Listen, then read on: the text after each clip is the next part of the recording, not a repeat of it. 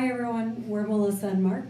We're the co-founders of Future Human. We're here today to talk about one of the energies we've discovered.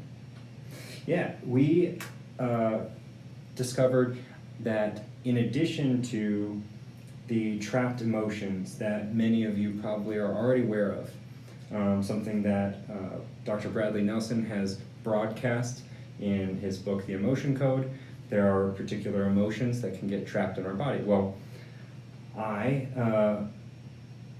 around the time when I had been introduced to this book and started to release these trapped emotions for myself, I had this pain in my lower left side, like right around the base of my abdomen, and it would just flare up when I would work late. At the time I was an entrepreneur and I was trying to build a business and I was working at all hours, and like late at night it would flare up, and it was about a year that it would just kind of come and go. And I looked at the symptoms online. And of course, you know, WebMD, it's like either diverticulitis or cancer. So I'm like, okay, I need to get this checked out. And I go to the doctor, I explain my symptoms, and you know, the doctor tells me, or he asks if I'm lying, you know, tells me straight up, you know, that doesn't fit anything that I know of. Are you sure you're being honest with me? And I thought that was a little bit like off-putting, because I'm just here with a pain describing, you know, honestly what I'm going through. So long story short, I don't get any real help from that doctor. I go home and I ask if it is a trapped emotion, right? And it ends up being a self-abuse. So I was like, whoa. So I go into it, I end up releasing it, and it's gone. Like, perfectly gone. Instead of having to get surgery, instead of having to continually go to a doctor that won't help me, I was able to remove it using the emotion code, essentially. But what that did for me is it made me pay attention to the feelings in my body, the different types of energy that I was feeling, how it affected me, more so than just like, it hurts. Like, this was more, does it change my mental acuity? Does it change how I'm able to speak with others? Does it change my perception of them?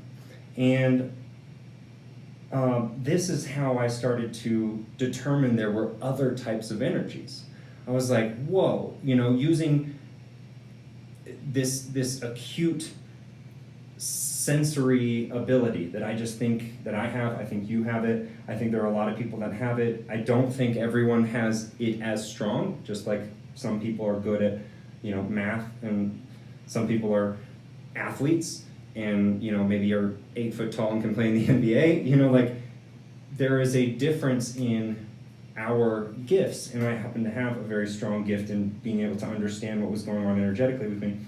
And I leveraged that along with my understanding of muscle testing and sway testing that I had learned from the emotion code. And I started to determine that there were these other energies that I call false beliefs. So we've come to now maybe 300 plus energies that we are aware of. So this is a really, really exciting discovery.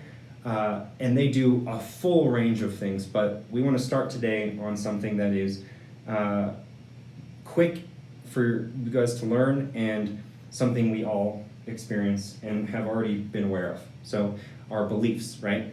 And there are a couple different types of beliefs, but we're going to talk about the truths, we call them, and false beliefs. So that is a name for the positive and negative versions of this one energy type. So if you can think of, like, for emotions, you know, hate being a negative, and there isn't an English word for the reverse of hate, specifically that energy, but you could say like love, or as a good example. There is a duality with each type of energy.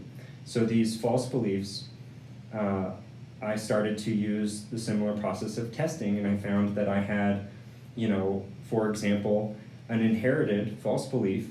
Yes, you can inherit, just like the emotions, that I don't love myself, right? So I inherited this from my mom's father, my grandfather, and I was able to release that using the same methods that are in the emotion code, and it felt awesome. So Melissa, what examples do you got for us?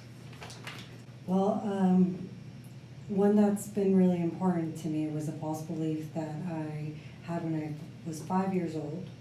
I don't know how to heal myself. And to me, the biggest part of my life, I've been trying to heal an area that has been difficult, and it's been around my sexual trauma. So using this work, I was able to identify what energies were related to that trauma, and I was able to identify them and reverse them and replace them with positive energies in myself. Yeah, awesome. And in turn, I reversed it, I learned from them. But I think the biggest part for me was that in addressing that area, I was able to show myself that I can heal myself. I have the tools. I'm learning this work and moving forward with addressing, areas that I want to continue to see growth. Nice. Yeah, what would you say your biggest benefit was in doing this, in changing that energy? In changing that For energy. this case, I mean. Specifically for this, I'm able to talk about my trauma without breaking down. Before, I think I had only told 3 human beings. Now I've shared my story with friends and family, and I don't break down, I don't cry, and the biggest thing, I don't feel it in my body. Right. It's not a part. Cool. Yeah, it's not a part of me anymore. Right. Yeah. Yeah, you really do feel it. Mm-hmm. That's incredible. Thank you for sharing that. That's a massive improvement, and I can say that I have seen that improvement in others and myself as well, along with just feeling better. Exactly. You just do feel better. Yeah, you do feel better. Awesome. Wow. That's a perfect example. Do you have another example? I do have another one. I had a false belief that I got at 11 years old that I can't pursue my passion. And this one really influenced my life. I've had traditional jobs my whole life, 9 to 5, working for other people, feeling like I can't move forward with what's important to me. And I've noticed since reversing this energy, I've taken steps to move towards what I'm passionate about, and it being my full-time thing. Mm-hmm. It's a priority.